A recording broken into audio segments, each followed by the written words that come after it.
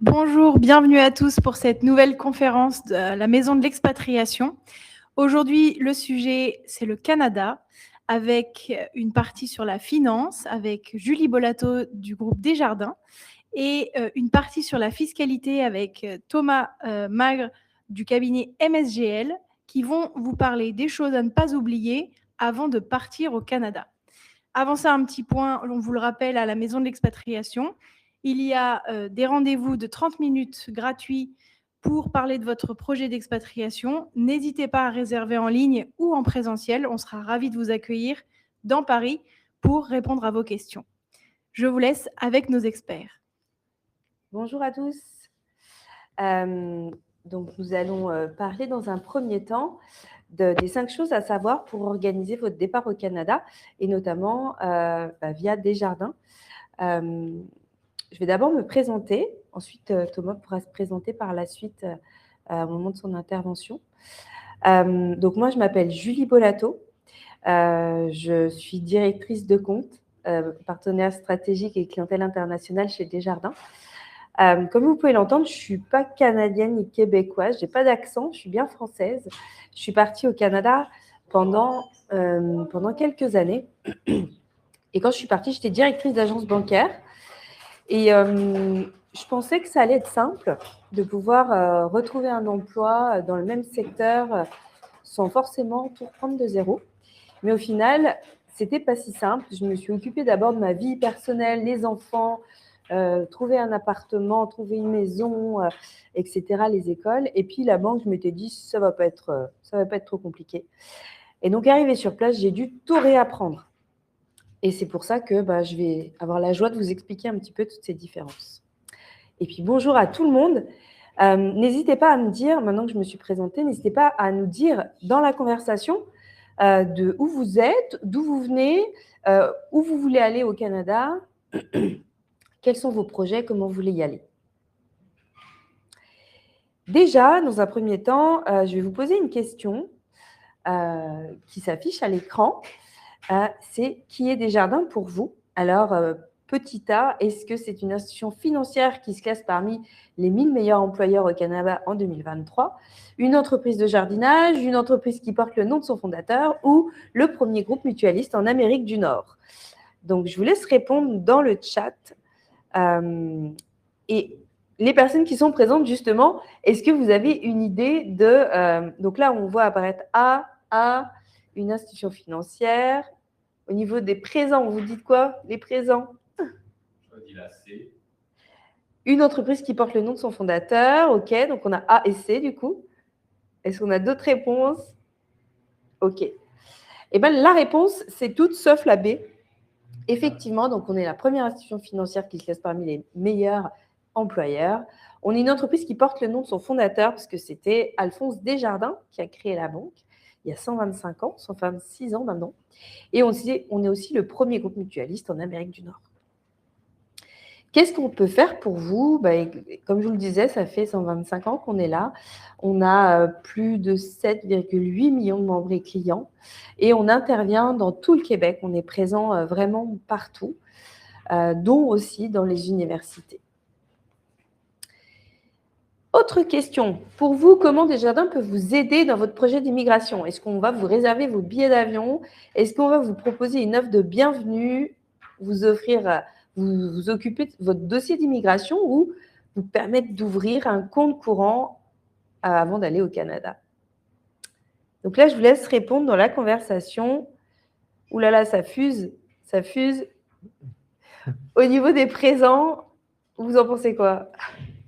Réponse D et peut-être B.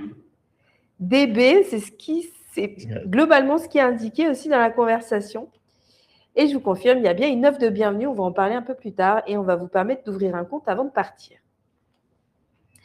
Globalement, on peut donc ouvrir un compte avant de partir. On peut également bénéficier d'assurance habitation et auto. Sachez que l'habitation, vous pouvez faire attention parce qu'au Québec, l'assurance habitation n'est pas une assurance obligatoire, contrairement à la France. Et tout ce qui est assurance auto, sachez que Desjardins vous permet d'avoir l'antériorité de conduite. Donc moi, dans mon cas, par exemple, j'avais quasiment bénéficié de 250 $ par rapport à un autre assureur qui m'avait assuré au Québec parce que je n'avais pas cette antériorité de conduite.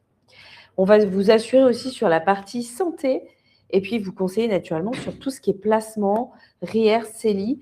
Et Thomas, tout à l'heure, tu vas nous parler justement de cette partie-là aussi qu'il faut savoir optimiser. Qu'est-ce qu'on va pouvoir faire pour vous également?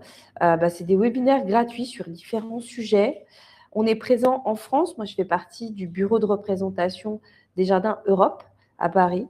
Et puis, on a une équipe multilingue. Ça veut dire que suivant d'où vous arrivez, quand vous allez arriver, on a toute l'équipe des nouveaux arrivants avec notamment des conseillers qui vont savoir parler le même langage que vous, si je puis dire.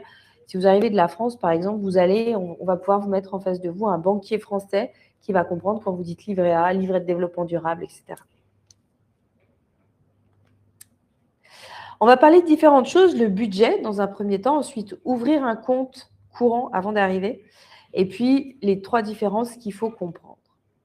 Au niveau du budget, vous avez effectivement différentes choses à prendre en considération.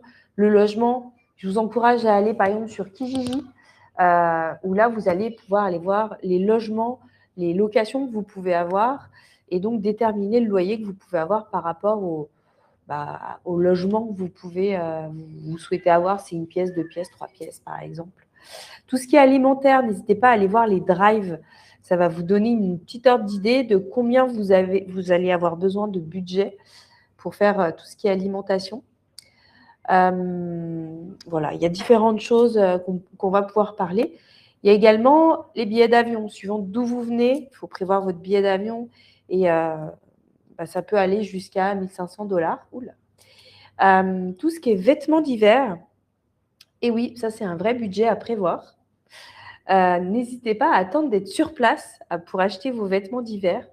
Ils seront beaucoup plus adaptés et au niveau de la qualité, ça sera plus intéressant parce que c'est vraiment un investissement. Souvent, on peut aller jusqu'à de 450 $ à 900 $ suivant la qualité de ce que vous voulez, mais c'est vraiment un investissement pour avoir une belle qualité de vie au Québec. Au niveau de la téléphonie Internet et la télé, ça, c'est aussi un budget à prévoir parce que c'est beaucoup plus important que ce qu'on peut retrouver en France notamment, où là, on peut aller jusqu'à parfois 150 $, voire 200 $ suivant quel opérateur vous prenez. Donc ça change vraiment du budget qu'on peut retrouver en France. Autre exemple de frais que vous pouvez retrouver, là, on vous a mis des coûts moyens de logement. Et là, vous pouvez vous rendre compte que suivant si vous êtes au Québec, à Montréal, à Toronto, à Vancouver ou New York, les loyers vont être complètement différents. Et suivant, là encore une fois, on vous a mis des différences par rapport aux logements qui vont être de 1 à 3 chambres. L'écart peut être significatif jusqu'à doubler entre Québec et New York. Ici, je vous ai mis différents liens que vous pouvez, je peux vous conseiller d'aller voir. Tout ce qui est hébergement, transport, suivant où vous êtes aussi. Si vous êtes par exemple à Montréal, vous allez avoir des transports en commun relativement faciles, à Québec aussi. Mais par contre, au-delà, quand vous allez plus dans les territoires, là, ce serait plus intéressant d'avoir un véhicule pour pouvoir vous déplacer. Et après, je vous ai mis des liens où ça peut être intéressant d'aller voir le téléphone, les assurances, les études et l'assurance maladie. On avance également pourquoi ouvrir un compte courant avant de partir, avant le départ depuis le pays d'origine. Alors, pour mon cas, comme je vous le disais, j'ai fait des choses que je n'aurais pas dû faire et notamment, j'ai ouvert mon compte après l'arrivée. Et là, ce n'était pas du tout pratique dans mon cas. Ouvrir son compte avant de partir, c'est hyper intéressant parce que vous allez pouvoir déjà réaliser avoir tout l'accompagnement des jardins avec des webinaires gratuits et puis aussi tous les conseils. Donc, vous allez avoir un lien qui va vous permettre d'avoir quelqu'un au téléphone qui ouvrira votre compte et dans les 48 heures, vous pourrez directement faire votre virement. À l'arrivée, on va directement prendre un rendez-vous sur place dans la caisse que vous aurez choisie.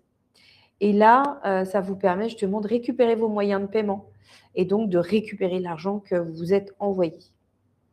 Et au-delà de ça, vous aurez tous les conseils de toute l'équipe justement pour vous conseiller sur tous vos projets sur place. Ici, vous retrouvez le code QR. Donc, si vous avez, encore une fois, des projets de partir, vous pouvez scanner ce code QR et dans les 48 heures, une de mes collègues va vous contacter ou un de mes collègues va vous contacter. Là, vous pourrez poser vos questions, ouvrir le compte. 48 heures plus tard, vous aurez votre RIB dans votre boîte mail. Et à ce moment-là, vous pourrez aller réaliser un virement. Le virement, vous pourrez le réaliser, vous aurez le droit qu'à un seul virement avant d'arriver. Idéalement, faites-le bien 3 semaines avant de partir, faites-le pas avant. L'idée, c'est vraiment d'avoir, ouvrez votre compte 2-3 mois à l'avance. Ça, c'est pas, vous pouvez. Mais faites le virement vraiment au dernier moment parce que vous aurez une idée du budget. Et vu que vous avez le droit qu'à un seul virement, c'est mieux comme ça. Et ensuite, on prendra rendez-vous directement le jour même. Au moment de l'ouverture du compte, vous aurez le droit à l'offre des nouveaux arrivants. Donc là, vous bénéficierez de 2 ans de gratuité sur vos moyens de paiement et en plus, le service juridique où là, vous pourrez demander des conseils. Si vous êtes travailleur, c'est 2 ans. Et si vous êtes étudiant, à ce moment-là, ça sera toute la durée des études. Sachez que vous pouvez réaliser donc le virement avant de partir et tous les autres virements à l'international que vous allez faire. Il y a 3 frais à prendre en compte. Vous avez les frais de virement déjà de l'établissement où vous allez demander le virement. Ce sera un premier frais, les frais bancaires. Ensuite, vous allez avoir un frais de taux de change. Et ensuite, vous allez avoir les frais à réception, où là, ce sera à peu près 15 $. Donc, vous comprenez que ce n'est pas forcément des virements. Il faut éviter d'en faire tous les 15 jours ou tous les 2 jours aussi. Ça va vous générer beaucoup de frais. On continue sur comprendre les 3 différences du système financier canadien. Déjà, commençons par la carte débit et crédit. C'est la chose qui est vraiment importante à comprendre avant de partir. Au Canada, vous avez 2 types de cartes. Moi, quand je suis partie, encore une fois, j'étais directrice d'agence bancaire, je croyais avoir tout compris. Et je me suis dit, quand je suis arrivée devant ma conseillère, je me suis dit, la carte de débit, ça doit être à peu près ma carte bleue française. Puis ma carte de crédit, ça doit être la carte revolving qu'on me propose et que généralement, moi, personnellement, je ne prends pas. Donc, j'ai dit à ma conseillère, je vais juste vous prendre la carte de débit, mais pas la carte de crédit. Et en fait, c'était une grosse erreur parce qu'il faut vraiment prendre les 2 cartes. La carte de débit, c'est effectivement, ça correspond un petit peu à votre carte bleue. Elle va pouvoir payer chez le commerçant, vous allez pouvoir faire des retraits avec, mais par contre, vous ne pourrez pas payer sur Internet. Ça débite directement le compte instantanément. Votre carte de crédit, elle a un intérêt sur pas mal d'aspects. Cette carte de crédit, vous pouvez payer chez le commerçant. Et puis là, sur cette carte à l'écran, vous voyez que c'est écrit Visa ou Mastercard. À partir du moment où vous voyez ça dans vos porte-monnaies, ça veut dire que cette carte, vous pouvez l'utiliser pour payer sur Internet.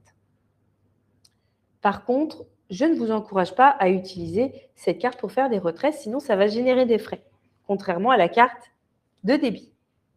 Ce qu'il faut savoir, cette carte de crédit, c'est un petit peu comme une carte à débit différé. Ça veut dire quoi? Ça veut dire que vous allez avoir un encours, imaginons 1 000 $, et vous allez pouvoir utiliser cet encours pendant 1 mois. Au bout d'1 mois, un relevé va vous être envoyé, comme en France, comme une carte à débit différé. La différence en France, c'est que, imaginons, vous avez vos 1 000 $ et sur les 1 000 $, vous en avez utilisé 500. Sur ces 500 $, sur votre compte courant, normalement, ces 500 $ vont être débités de votre compte. Et là, pour le coup, imaginons, il ne vous reste que 300 $ sur ce compte-là. En France, c'est débité directement du compte et ça tombe directement sur l'autorisation de découvert. Vous aurez 200 € de découvert. Sauf qu'au Canada, le découvert n'existe pas. Donc, ce qu'ils ont fait, c'est qu'ils ont mis directement l'autorisation de découvert sur la carte de crédit. Ça veut dire qu'arrivé à la fin du mois, si vous n'avez pas les fonds, alors soit vous remboursez ces fameux 300 $ parce que vous les avez sur le compte, et les 200 $, ils vont rester sur le compte. Là, vous aurez encore 21 jours de grâce. Et ces 21 jours de grâce, vous ne paierez toujours pas d'intérêt, contrairement à la France. Vous avez 21 jours de grâce pour payer les derniers 200 $ que vous n'avez pas. Et au bout des 21 jours de grâce, donc ça fera 1 mois et 21 jours de grâce que vous les devez, à ce moment-là, vous tombez sur l'autorisation de découvert. Et là, ça va générer des intérêts. Vous allez me dire, oui, mais bon, Julie, pourquoi utiliser une carte de crédit? Parce que finalement, elle ne me servira que pour Internet. Parce que cette carte de crédit, elle va nous servir pour la cote de crédit et on va parler de ça juste après. Avant, là, c'était la présentation de l'échelonnement. Mais avant, je vais vous poser une question et voir si vous avez compris un petit peu mon explication. Vous devez acheter un transformateur en ligne. Quelle carte devez-vous utiliser? Un transformateur, pour rappel, c'est quand vous arrivez au Canada, si vous arrivez avec tout votre équipement électrique français, il va vous falloir un transformateur pour pouvoir utiliser votre matériel. Donc là, vous utilisez un transformateur. Quelle carte vous utilisez? Est-ce que c'est la carte de débit ou la carte de crédit? Carte de crédit, effectivement. Et puis, à l'écran, tout le monde indique carte de crédit. Donc, c'est que, vous avez compris, effectivement, sur la blanche, vous voyez écrit Visa ou Mastercard, ça dépend. C'est celle-là qu'il faut justement utiliser pour acheter sur Internet. Autre question. Je paye au service au volant. Quelle carte dois-je utiliser? Donc là, déjà, première question, pour ceux qui sont présents ou même à distance, c'est quoi le service au volant? Comment? Oui, c'est un drive, exactement. Exactement. Donc là, vous allez payer au service au volant. Imaginons, vous allez chez McDo, vous allez au drive, et là, vous allez payer. Alors, quelle carte vous utilisez? Est-ce que c'est la carte débit ou la carte crédit? On a débit ici, on a crédit là. Là, ça part dans tous les sens. Service au volant, c'est avec le balai d'Harry Potter. Voilà. Exactement. Les deux. Et bien voilà, merci Alexandra. C'est exactement les deux. C'est la seule chose que ces deux cartes peuvent faire. À partir du moment où vous êtes chez le commerçant, vous l'avez en face de vous, vous pouvez utiliser les deux cartes, ça marche. Bravo Alexandra. On continue avec une autre question. Je souhaite acheter une tuque à 8 $ sur le marché de Noël. Alors déjà, première question, c'est quoi une tuque? C'est pas le père Tuc dans Robin des Bois. Qu'est-ce donc? Un bonnet. Merci Romain. Exactement, c'est un bonnet. Et donc maintenant, vous voulez l'acheter. Vous êtes sur le marché de Noël. Et puis là, par contre, vous devez aller retirer de l'argent. Donc, qu'est-ce que vous utilisez? Est-ce que c'est la débit ou la crédit? Exactement, c'est la débit. En réalité, vous pourriez utiliser les deux, mais retenez que c'est que débit. Parce que la crédit, vous allez directement tomber sur la partie intérêt. Donc, on ne veut pas générer de frais. Donc, hop, vous retenez que c'est la débit. On continue sur la cote de crédit. Tout à l'heure, je vous ai dit, la carte de crédit, c'est bien. Vous allez pouvoir l'utiliser pour tout ce qui est Internet. Mais là, elle va aussi être hyper importante. C'est essentiellement pour ça que vous allez l'utiliser. C'est pour alimenter votre cote de crédit. La cote de crédit, comme vous la voyez à l'écran, c'est un petit peu comme le permis de conduire en France. Vous avez 12 points. Et puis, si vous faites flasher, on va vous retirer des points. Là, c'est pareil, sauf que ce n'est pas 12 points, c'est de 300 à 900 points. Vous pourrez, c'est rare d'avoir 900 points. Mais l'idée, c'est d'aller le plus haut possible et essayer d'aller toucher les 900 points. Et comment on se fait flasher? C'est quand on ne paye pas.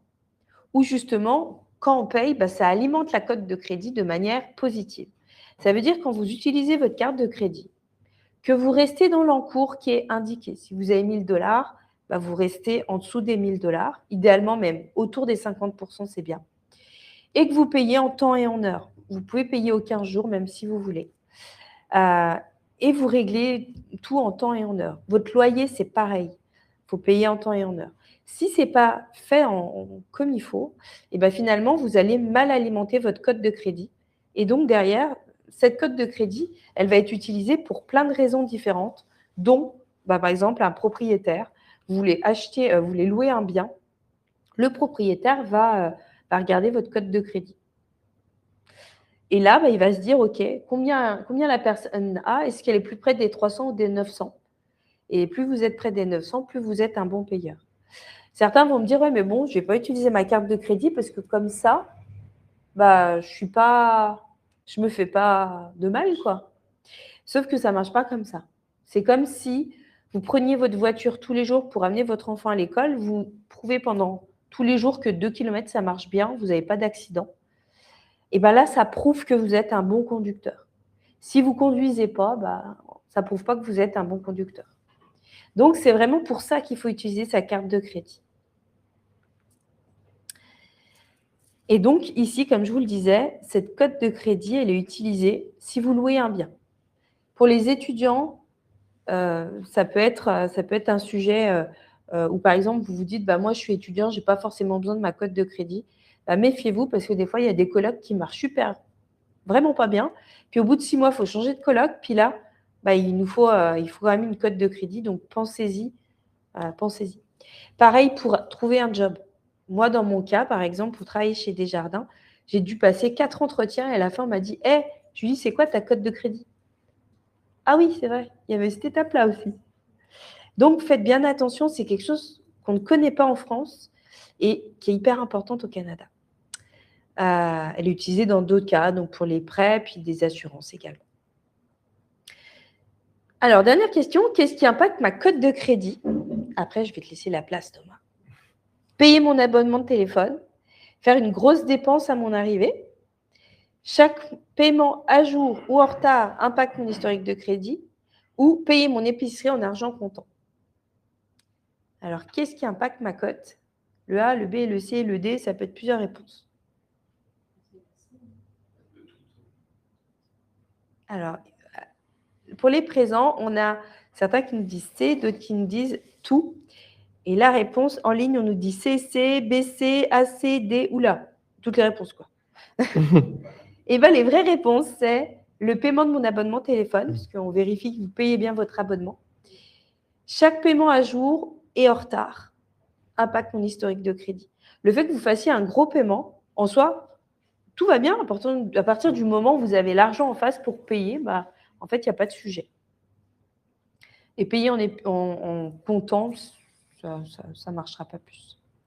Donc ici, vous avez encore une fois le code QR. Si vous voulez, vous avez besoin d'ouvrir un compte. Chloé, notre super modératrice, j'ai vu que tu avais mis le lien en ligne. Elle va vous le remettre encore de nouveau. Et puis, si vous avez des questions, n'hésitez pas. On est là. Et puis, Thomas également, je te laisse prendre la relève pour la suite. Merci. Je passe mes slides après, c'est ça? C'est bon. Parfait. Nickel. Bon, bonjour à tous. Bonjour à ceux qui sont présents. Moi, c'est Thomas Magré. Je suis français, mais je vis à Montréal depuis 5 ans. Je suis branch manager du groupe MSGL by Jade Fiducial. On est implanté à Montréal, aux États-Unis. Donc, on s'occupe du Canada et des États-Unis. Donc, on va parler d'un sujet aujourd'hui qui est pas marrant. Ça va être la fiscalité. Donc, on va essayer de la rendre la plus intéressante possible. Voilà, n'hésitez pas à poser des questions. Je vois qu'il y a des questions peut-être pour toi. Est-ce qu'on allons-y là-dessus? Ouais, peut-être. Vas-y, Julie, avant oui, que je commence. Peut. Comment alimenter la carte de crédit par virement, donc avec des frais? Alors, la carte de crédit, c'est un encours. C'est-à-dire qu'imaginons, vous avez votre carte et en fait, automatiquement, vous donnant votre carte, on vous donne un encours de 1 000 $. Donc, vous n'avez pas à donner 1 000 $ à la base. C'est nous qui vous les donnons. Et ensuite, vous allez commencer à les utiliser. Imaginons, sur 1 000 $, vous utilisez 500 $. Là, à la fin du mois, vous allez rembourser ces 500 $ pour réalimenter les 1 000 $ qui vous ont été donnés au départ. Donc, ce sera un virement que vous ferez de votre compte courant en direction du compte de la carte. Et encore une fois, il n'y aura pas de frais. Pendant tout le mois, il n'y aura pas de frais. À partir du moment où vous remboursez derrière, c'est comme une carte à débit différé, vous n'avez pas de frais. C'est comme une carte American Express aussi, effectivement. Le compte courant est lié à la carte de débit. Le compte courant est relié directement à la carte de débit comme une carte bleue française, une carte à débit immédiat. Il n'y a pas de système où si on a besoin de rembourser le crédit sur la carte de crédit, ça C'est directement de notre concurrent Alors, au départ, non. Ce n'est pas automatique. Mais par contre, je vous encourage vraiment à le faire. Vous pouvez demander quand vous arrivez à ce que justement il y a un prélèvement qui soit fait directement sur votre compte. Comme ça revient à une carte à débit différé que vous pouvez retrouver en France. Tu avais une autre question? Ouais. J'ai une autre question. Si on va au Québec pour un stage avec possibilité d'y rester, est-il préférable de souscrire à une banque canadienne ou est-il possible de rester dans une banque en ligne française? Que recommandez-vous? Honnêtement, si c'est du court terme, si c'est 1 mois ou 2 mois ou 3 mois, et que vous ne pensez pas y retourner, là, je vous dirais, une banque en ligne, ça suffit. Par contre, au-delà, je vous dirais, allez ouvrir un compte pour alimenter votre code de crédit, parce que derrière, ça peut vraiment être gênant. Par exemple, je fais souvent des conférences avec un collègue qui, lui, est arrivé, il a dit, moi, je prends que la carte de débit, puis ça s'est mal passé dans sa coloc, et le propriétaire, il l'a rencontré, il dit, écoute, Fred, moi, je t'aime bien, tu me sembles quelqu'un de vraiment bien, mais ta cote, elle est vraiment, vraiment nulle. Il allait voir sa banquière, il dit, mais je ne comprends pas, il m'a parlé d'un truc, là, je ne sais pas de quoi on me parle. Et en fait, c'est parce qu'il n'avait pas de carte de crédit. Et clairement, ça peut impacter des choses où aujourd'hui, quand vous y êtes, ce n'est pas quelque chose auquel vous pensez. Donc, si vous pensez y rester, allez-y, utilisez. Au pire, faites juste des paiements réguliers avec, puis vous n'êtes pas obligé d'utiliser tout. Mais l'idée, c'est d'alimenter sa cote et je vous dirais que ça peut être agréable pour vous par la suite. Et toute personne a accès à notre cote? Toute personne a accès, même vous. Vous pouvez demander votre cote. Mais par contre, par exemple, le propriétaire a accès à notre cote? Tout à fait. Tout à fait. Il peut demander, c'est payant. Le fait qu'on demande des cotes, d'ailleurs, ça peut dégrader votre cote à force de trop demander. C'est pour ça que si vous vous demandez des prêts, souvent, ça peut faire dégringoler la chose. Mais l'avantage, c'est que chez Desjardins, vous avez accès à votre cote en permanence sans que ça indique en fait que vous regardez. Comme ça, vous pouvez maîtriser votre cote. Tu avais une question? Ouais. Et pour les familles, a-t-on besoin de plusieurs cartes de crédit? Oui, parce qu'en fait, la cote, c'est comme le permis de conduire, c'est chacun sa cote. Donc, s'il y en a qu'un qui conduit dans la maison, ça ne va pas marcher. Donc, tout le monde a sa carte. Enfin, je vous conseille que tout le monde ait sa carte de crédit. Comme ça, tout le monde a une cote. Et puis voilà.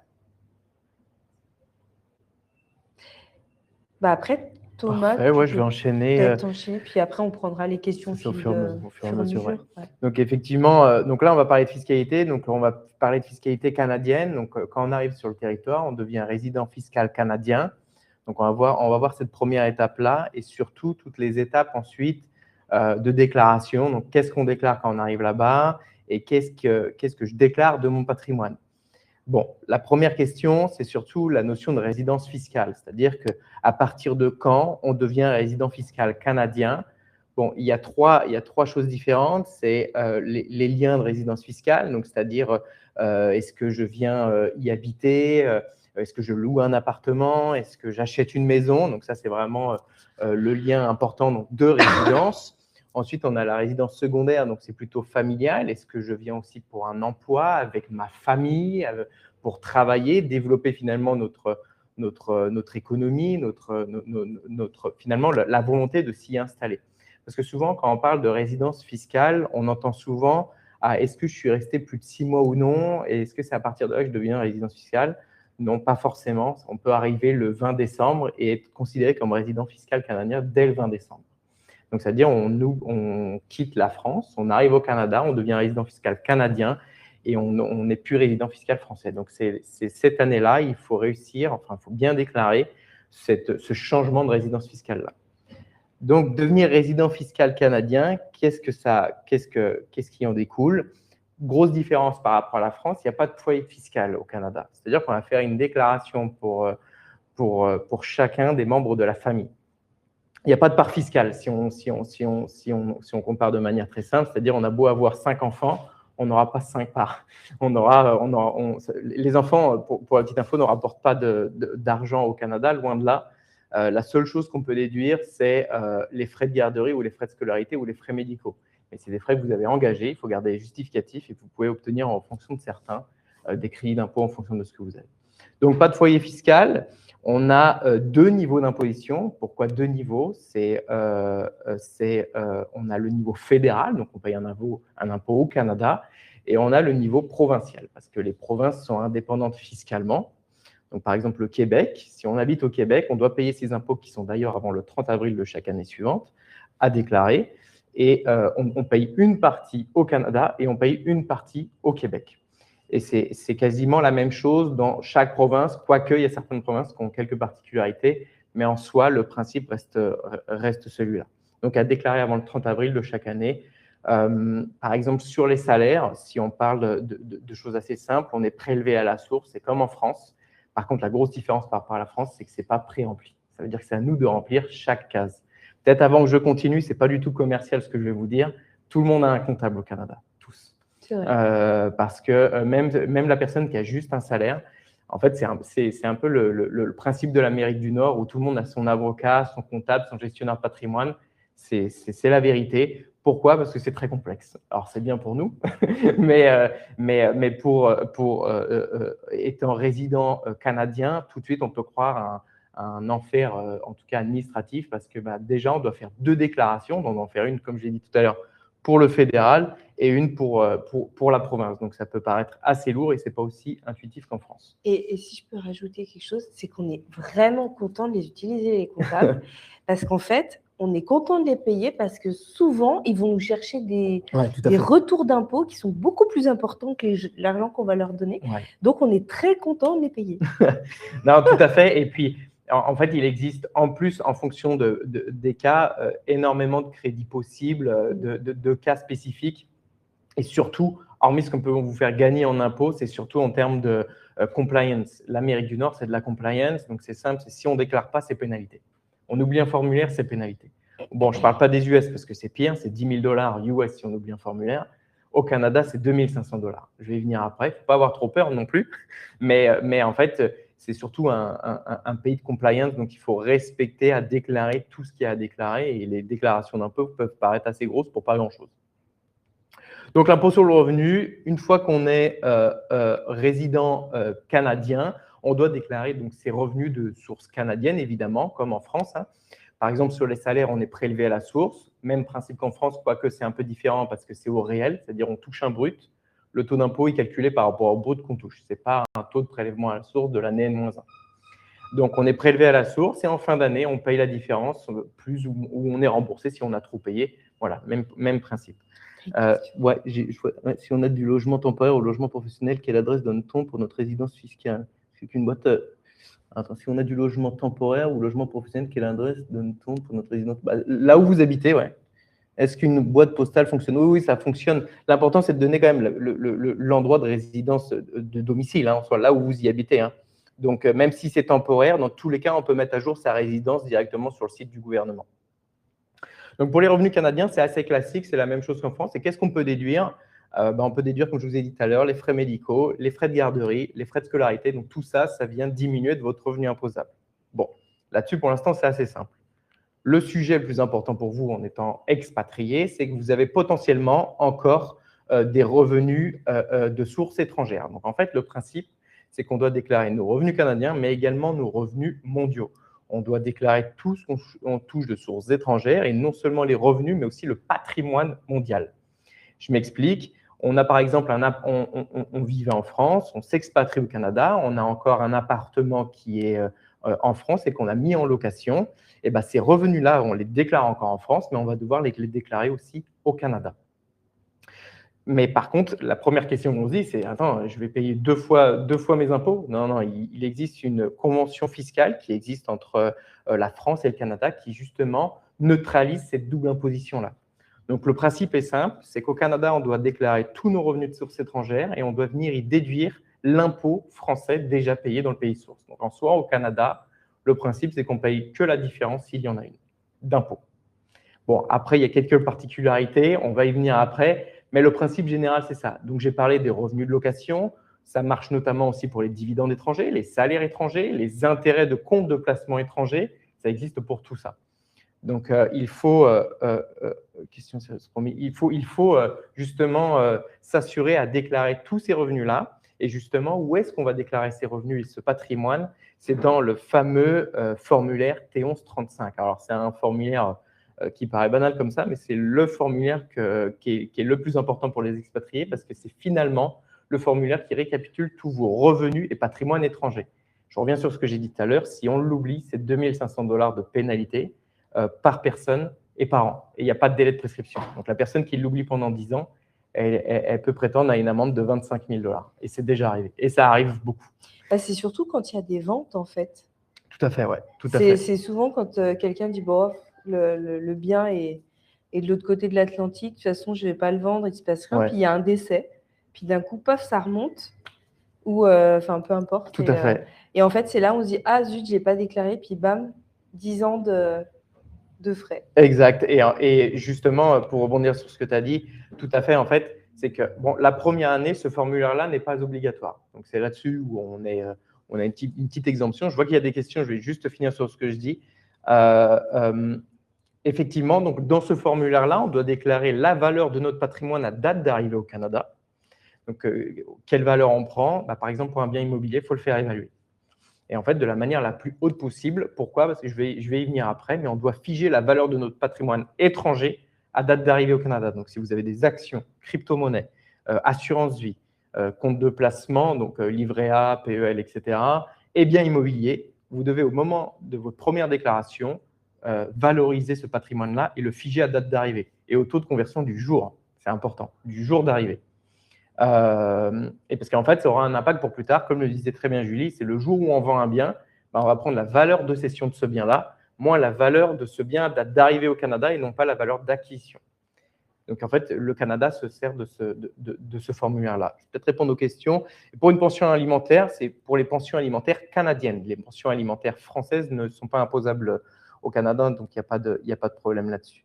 Si je n'ai pas d'impôt à payer en France et que je viens au Canada avec un PVT ou un permis d'études, est-ce que je dois prévenir quelqu'un pour les impôts en France? Alors, vous prévenez personne, vous allez le faire au moment de votre déclaration d'impôt française, parce qu'il va quand même falloir déclarer la fin de la résidence fiscale française qui correspondra au début de votre résidence fiscale canadienne. Donc, c'est à ce moment-là que vous allez les prévenir en tout cas de ce changement de résidence-là. Donc voilà, ce formulaire-là, il récapitule tout votre patrimoine étranger, très important. Donc, on va non seulement déclarer la valeur, mais également les revenus. Même les 100 € de livret A d'intérêt, il faut les déclarer. Bon, là, par contre, il n'y a pas d'impôt en France sur les livrets A. Donc, par contre, au Canada, vous allez payer de l'impôt sur ces intérêts-là. Bon, ça ne représente pas grand-chose, hein, on s'entend, les livrets A ne sont pas non plus beaucoup rémunérés. Mais est-ce qu'il est possible, justement par rapport au livret A, est-ce qu'il est possible de transférer le livret A français sur la banque au Québec pour simplifier les choses au niveau des impôts? Alors oui, tout à fait. Alors après, encore une fois, les intérêts d'un livret A, ça ne vole pas très haut non plus, donc ce n'est pas ce qui va vous impacter fiscalement non plus, mais effectivement, vous pouvez le faire. Après, il faut prendre en compte le taux de change, parce que là, en ce moment, il est assez favorable. Donc là, je dirais qu'en ce moment, il faut le faire. Parce que l'euro coûte, c'est plutôt le canadien, le dollar canadien qui vaut rien, beaucoup moins qu'avant.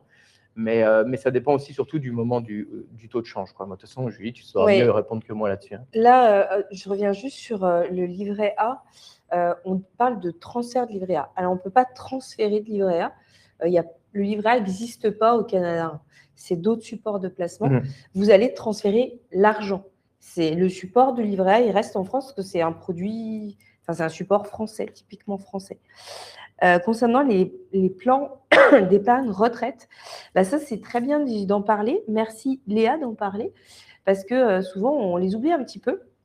Quand vous quittez votre emploi en France, vous avez le droit de débloquer votre plan épargne entreprise, pas votre plan épargne retraite, mais votre plan épargne entreprise.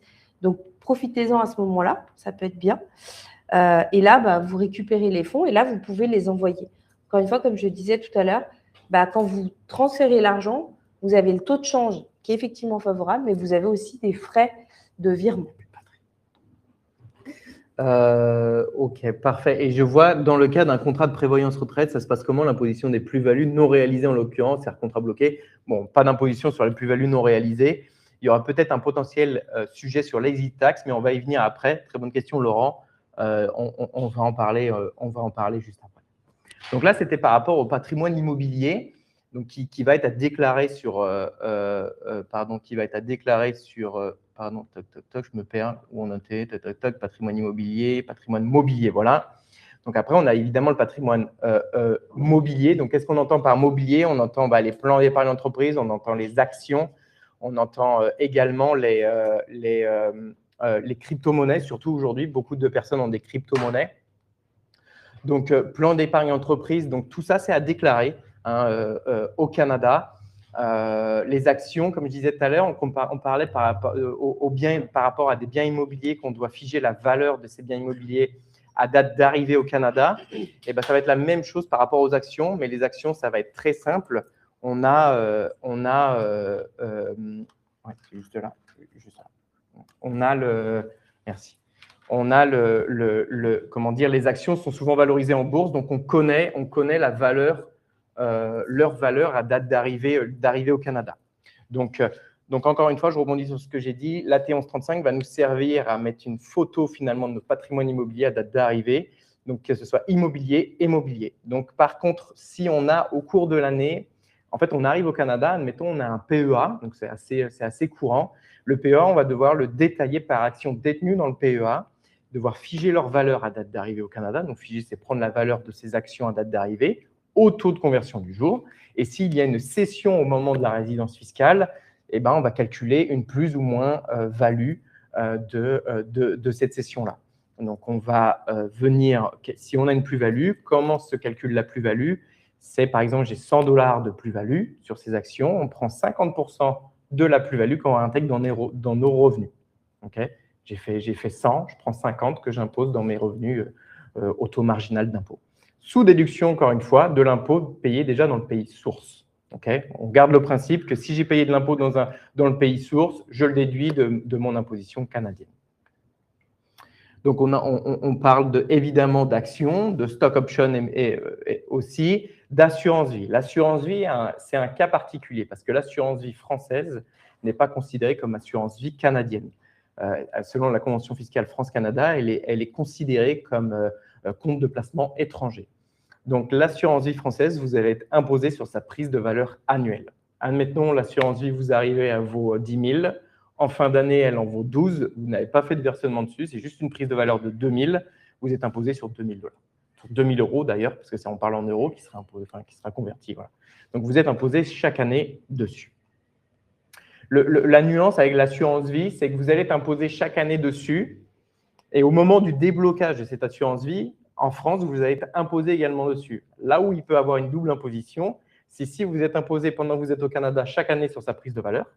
Vous quittez le Canada, vous rentrez en France, vous débloquez l'assurance vie, vous êtes imposé en France, vous avez payé 2 fois l'impôt. Parce qu'en fait, vous ne pourrez pas le déduire au Canada parce que vous n'êtes plus au Canada. Donc, c'est ça la nuance de l'assurance vie. Quoique, honnêtement, pour venir sur les produits canadiens, les produits d'assurance vie canadiens, les comptes de placement, voilà, le livret A, comme l'a très bien dit Julie tout à l'heure, il n'existe pas, mais il existe le CELI, le REER, qui est un compte de placement retraite qui vous permet de déduire même potentiellement de l'imposition, de déduire finalement ce que vous avez placé dans votre retraite des revenus de l'année. Tout ça, on pourra en discuter évidemment. Il existe plein de produits, mais les produits les plus connus sont les CELI, c'est l'équivalent d'un livret A finalement. En fait, finalement, c'est un compte de placement où les intérêts ne sont pas imposables chaque année. On a le REER, donc compte de placement en retraite, et on a des assurances vie nord-américaines qui sont assez performantes aussi, quoi. Donc à ce moment-là, alors nous, on n'est pas spécialiste sur les placements financiers, donc on pourra en discuter, on pourrait vraiment parler juste de l'aspect fiscal. Alors, je vois qu'il y a on est spécialiste, donc si vous avez besoin, n'hésitez pas. Comment ça se passe si on veut acheter un bien immobilier au Canada? A-t-on des prêts ou autres? Tiens, je pense que c'est une question pour toi. Je pense que ce sera plus pour moi. Ce qu'on va faire, c'est que si vous voulez acheter un bien au Canada, à ce moment-là, vous m'écrivez et là, on pourra vous mettre en relation avec des conseillers hypothécaires. Conseiller hypothécaire, c'est en fait le conseiller immobilier sur place. Et oui, naturellement, vous pouvez faire un prêt hypothécaire et un prêt immobilier. L'analyse du prêt va être la même qu'en France, c'est-à-dire qu'on va déterminer vos revenus, on va déterminer votre endettement Et suivant votre taux d'endettement, globalement, on va pouvoir ou pas vous donner accès à un prêt. Et après, vous allez me dire, oui, mais ma cote de crédit, exactement, c'est aussi pour ça qu'il faut faire attention à sa cote.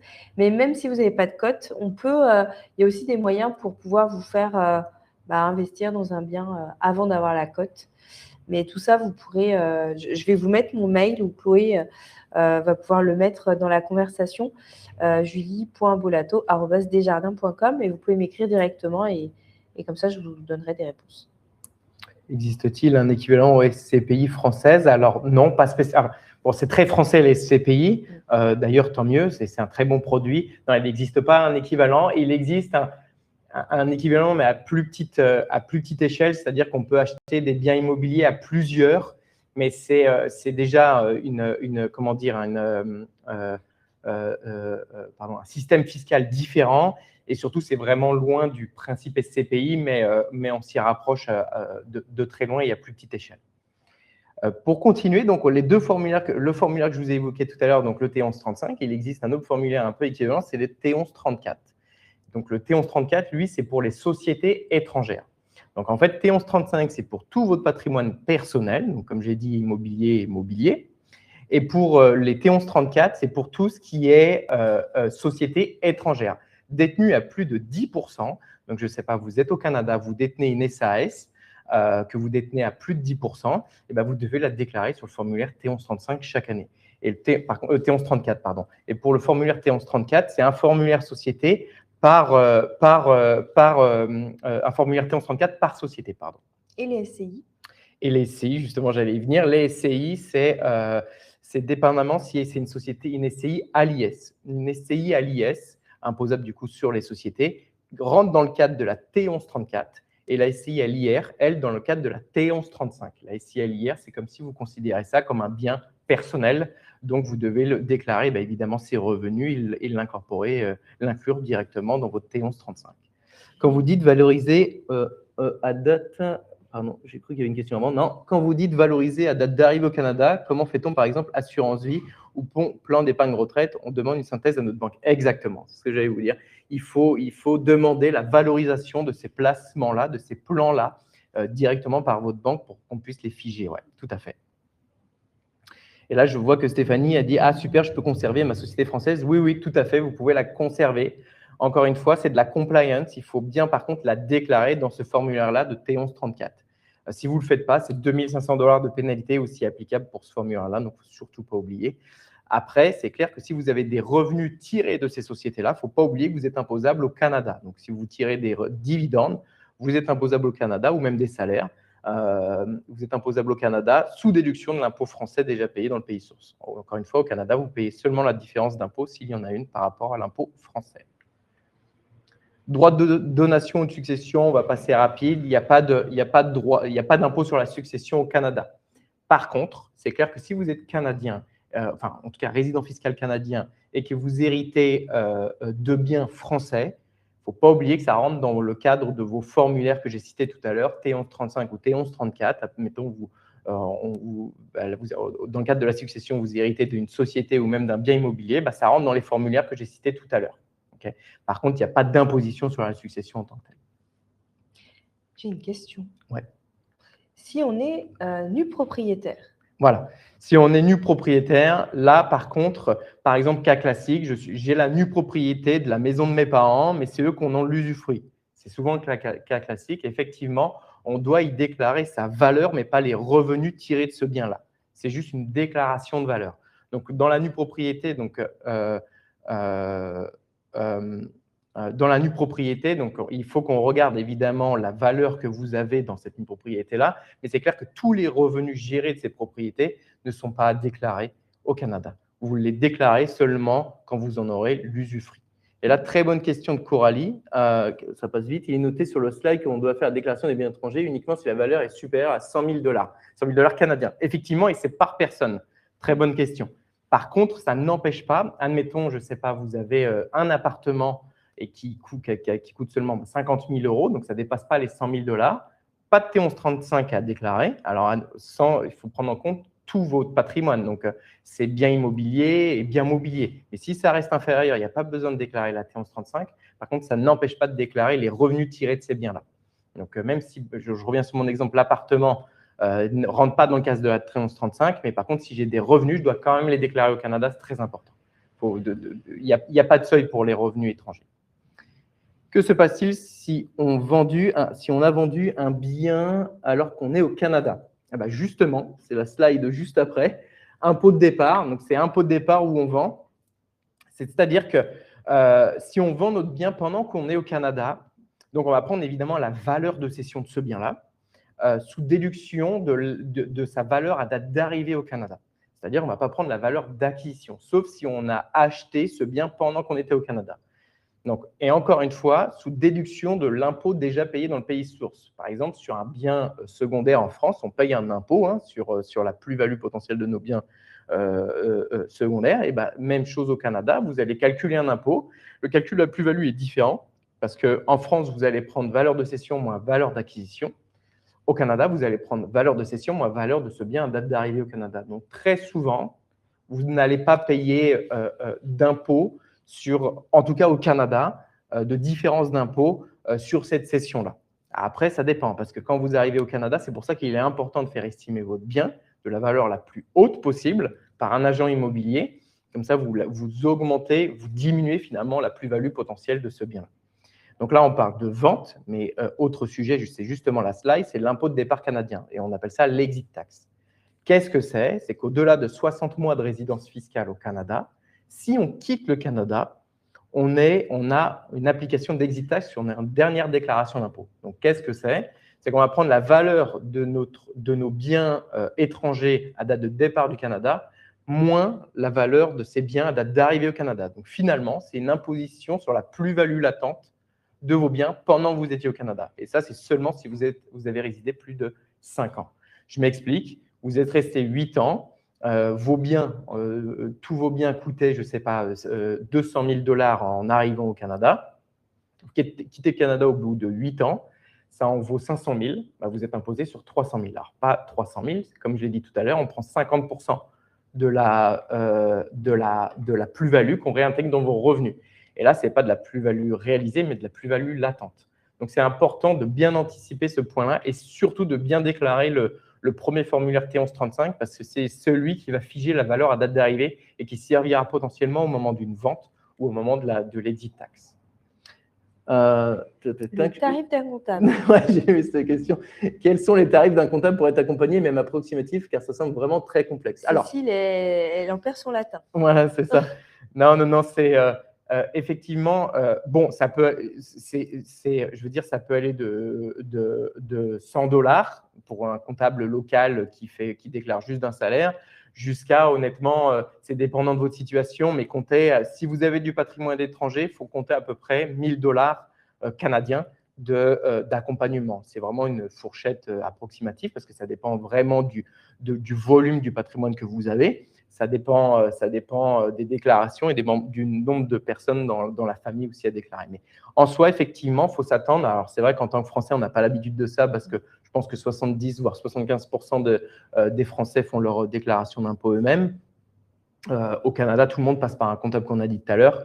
Et c'est vraiment important parce que potentiellement, les 1 000 $ que vous allez payer au comptable va vous faire gagner les potentiels 2 500 $ de compliance que vous aurez remplis et également des crédits d'impôt que vous aurez cherchés. Parce qu'en plus de ça, il ne faut pas oublier que vous êtes expatrié, donc vraiment, vous avez juste vous à vous documenter. Et en plus de ça, la documentation au Canada est vraiment très faible par rapport à une documentation française qu'on peut connaître. Alors, quoique avec l'IA maintenant, on est beaucoup mieux informé. Est-ce que c'est possible d'avoir accès au replay? Donc oui, je pense qu'après, on aura accès au replay. Ouais, tu as répondu, pardon. Est-ce qu'il y a des choses de particulier pour les personnes monoparentales? Oui. Il y a une sorte de crédit d'impôt pour les personnes monoparentales. Oui, tout à fait, comme en France. Ouais, tout à fait. Donc, on a une déduction, un genre de crédit d'impôt qui vient déduire de vos revenus imposables. Il faut donc évaluer les biens en France avant la première déclaration. Oui, tout à fait. En fait, l'idée, par rapport à vos biens étrangers, c'est que, par exemple, vous allez au Canada en septembre. L'idée, ça serait d'aller voir un agent immobilier un mois et demi, 2 mois avant votre départ pour faire évaluer tous vos biens immobiliers. Comme ça, on pourra le justifier si on a un contrôle de l'ARC. L'ARC, c'est le fisc canadien et Revenu Québec, c'est le fisc québécois. Si au moment d'une vente ou d'une déclaration, ils ont besoin de justif par rapport à ça, ils vous demanderont une valeur écrite faite par un professionnel. Et un agent immobilier, c'est considéré comme professionnel, donc il n'y aura pas de problématique. Par contre, évidemment, très important, pas de tranche de prix, pas une valeur approximative entre 250 et 300 000. Il faut qu'il y ait un prix fixe pour que ce soit validé. Je suis en sortie d'études, donc je n'ai pas encore fait face à la fiscalité française. C'est compliqué pour moi de comprendre. Existe-t-il un guide ou autre ressource que vous recommanderez pour comprendre les termes de fiscalité canadienne pour débutants? Il y a le site du fisc canadien, hein, l'ARC, qui peut vous informer là-dessus. Ou sinon, vous avez, alors c'est pas top de dire ça de nos jours, mais l'intelligence artificielle est quand même pas mal bien informée. ChatGPT ou même Claude, honnêtement, même s'il se trompe sur certains points, globalement 80% pour des cas comme le vôtre, vous pourrez être assez rassuré sur les informations qui vous sera données. Un étudiant de deal déclarer l'argent donné par ses parents tous les mois pour vivre et payer sa scolarité. Non, il n'y a pas à le déclarer. C'est comme la pension de tout à l'heure. C'est une pension française, donc il n'y a pas de sujet là-dessus. La question par mois de Romain, je la comprends. Par mois. Ouais, j'ai pas compris non plus. C'était pas. 1 000 € par mois, je crois, pour le... Ah, pour nos honoraires? Oui. Non, c'est 1 000 € one shot.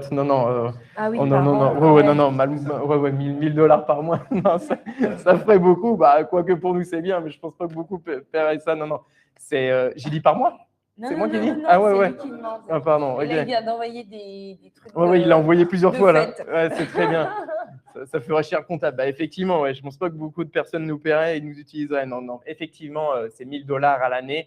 Par exemple, pour chez nous, pour nous vendre un petit peu, vous avez un accompagnement annuel, c'est-à-dire qu'on produit votre déclaration canadienne. On peut d'ailleurs même la faire la française. Et vous avez aussi un forfait de 2 heures d'appel avec nous, au moment de l'année, si vous avez une question au courant de l'année, une question évidemment d'ordre fiscal ou Thomas, je vais vendre mon bien immobilier. Est-ce que tu peux me rassurer sur comment ça va être imposé, comment je vais devoir déclarer ces éléments-là. Voilà. Est-ce qu'on peut facturer des prestations réalisées au Canada sur la société française? Est-ce que cela a un intérêt? Est-ce qu'on peut facturer des prestations réalisées au Canada sur la société française? Alors attention, il y a la notion d'établissement stable là qui rentre en jeu. Ça peut avoir un intérêt si c'est vraiment ponctuel, mais là, il faudrait étudier ton cas, Stéphanie, parce qu'effectivement, on a des clients parce que peut-être, là, on parle de fiscalité personnelle, mais on a… après, j'avais plus de slides d'ailleurs, c'était fini, je crois. Je crois. Il y a des questions. Oui, il y a des questions. Mais effectivement, là, par contre, nous, peut-être pour finir de parler de nous, effectivement, on gère aussi la comptabilité canadienne. Hein. On a un pôle fiscal des particuliers, mais on a un pôle fiscalité et comptabilité des entreprises au Canada. Donc, pour finir, Stéphanie, effectivement, tu peux le faire de manière très ponctuelle si tu n'as pas envie de monter une structure au Canada et de rentrer dans des formalités assez lourdes. Par contre, si c'est plus récurrent, là, ça peut poser problème sur la notion d'établissement stable et devoir faire des déclarations fiscales pour ta société française. Lorsqu'on parle de résidence principale… Lorsqu'on parle de résidence principale, il est donc préférable de la vendre et de passer chez le notaire avant notre arrivée au Canada. Très bonne question, Julie. Oui et non. Alors, non d'un point de vue patrimonial, parce que des fois, c'est quand même intéressant de garder du patrimoine, et surtout même d'un point de vue fiscal, il y a une exemption sur les résidences principales françaises. C'est-à-dire que, je m'explique, vous restez au Canada, je ne sais pas, 5 ans, et vous retournez en France pour revivre dans votre résidence que vous n'avez jamais mis en location, ça c'est important, elle peut être considérée comme résidence fiscale et vous ne serez pas imposé dessus. Mais la grosse condition, c'est qu'il ne faut pas le mettre ne serait-ce qu'une journée en location. C'est-à-dire que c'est vraiment… En fait, on le dit au Canada que c'est une maison ou un appartement, un bien qui vous attendait pendant que vous étiez au Canada. Donc ça, c'est une exemption. Est-ce qu'il peut avoir un accompagnement avant de partir pour bien gérer le patrimoine avant le départ? Doit-on garder tel placement? Oui, tout à fait. L'idée, ça serait même de nous contacter, justement, c'est le but, de nous contacter même avant votre départ pour qu'on fasse le tour de votre patrimoine et vous informer finalement de comment vous allez être imposé et surtout des déclarations que vous allez devoir respecter au Canada. C'est vraiment tout l'intérêt. Je rajouterais également, en fait, il y a 2 rendez-vous que vous pouvez avoir. C'est un avec Thomas sur la fiscalité et un avec nous parce qu'en termes de rentabilité, Des fois, il est peut-être plus intéressant de placer votre argent par rapport au profil investisseur plutôt en France qu'au Canada. Et là, en fait, grâce à ça, vous allez pouvoir prendre des décisions. Oui, tout à fait. Tout à fait, tout à fait. Je vois qu'il y a- J'ai si nous- tout checké normalement. Non, t'as c'est tout. bon. Si nous ne sommes pas au Non. Québec une fois au Canada, peut-on quand même passer par vous? Si nous ne sommes pas au Québec une fois au Canada, oui, oui, tout à fait. On couvre tout le territoire canadien. On a même des clients en Colombie-Britannique. Bon, évidemment, la province a sa fiscalité un peu liée à sa province, donc potentiellement un peu différente, mais le principe reste quand même le même partout parce que finalement, les provinces se fient beaucoup au fédéral.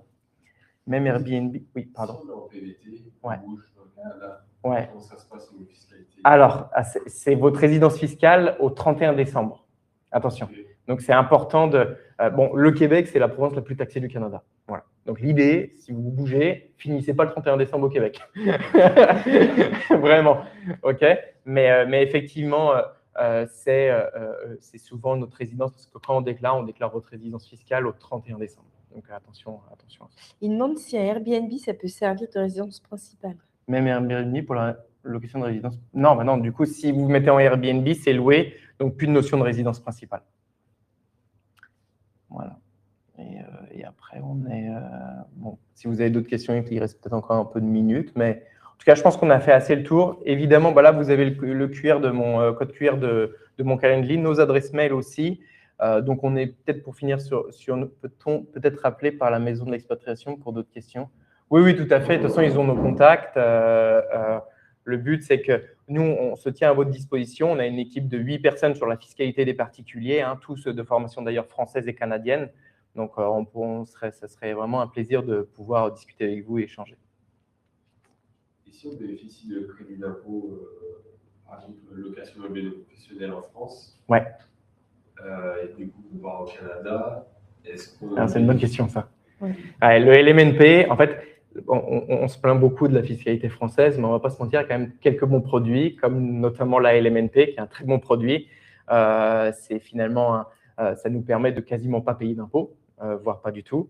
Ça n'existe pas au Canada. Donc, le système juridique fiscal français de la LMNP n'existe pas. Donc, on va considérer ce bien-là comme bien personnel. Donc, on va déclarer vos revenus, les dépenses, et c'est l'amortissement qu'il y a de particulier sur la LMNP en France. Et ben, le calcul sera différent au Canada. Et attention, ce point-là peut vous faire basculer en un impôt à payer au Canada, malheureusement. Et là, du coup, on ne déduit pas d'impôt français parce que grâce à la LMNP, on n'en paye pas. D'ailleurs, pour certains clients, notamment, il y a aussi le Pinel, les biens en Pinel. C'est un peu la même chose. Pinel n'existe pas au Canada. Donc, c'est un bien immobilier qu'on détient. Donc, ça va être revenu moins dépenses et déclaré payer de l'impôt si on doit en payer.